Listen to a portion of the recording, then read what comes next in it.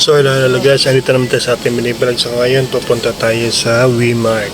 So yan guys, yung nakikita nyo is yan yung king crabs from the sea.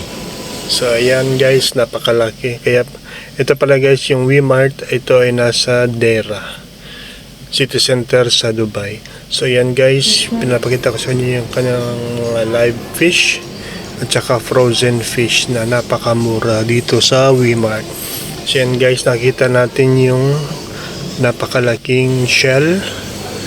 Ito yung shell na nasa dagat. So ito dito pala guys is mostly live yung binibenta nila. Yan naman yung live hamur. Live hamur fish guys. So ayan, order ka ilang kilo. Ayan pala yan yung live sea bass, local sea bass fish. So pipili ka, kikiluhin nila at makukuha mo. Ito rin yung live eel. So buhay na buhay siya guys, pipili ka lang tapos ikikilo nila. So ito rin yung kanilang isda.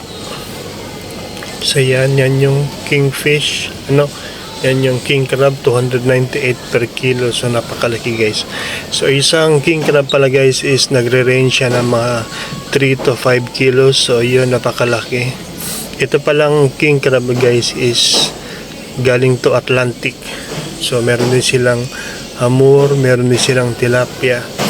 So yun guys, para siyang naka-aquarium pero sigurado yung ano niya is ito guys, yun yung tilapia nila. So yung tilapia guys, fresh na fresh, buhay na buhay. Meron din silang seashells guys na buhay pa rin. So yan, grouper fish. So yan, napakasarap to guys, fresh na fresh.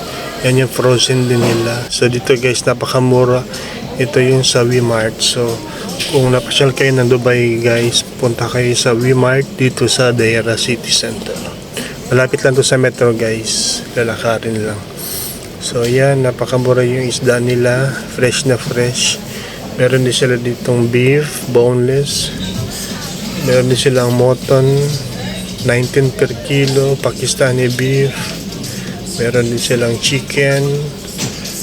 Ito guys, Pakistani fresh mutton, Indian fresh mutton guys, tag 34 dirhams ang kilo. Meron din silang Indian buffalo meat, so buffalo. Meron din silang chicken wings, fresh whole chicken, 15 dirham per kilo.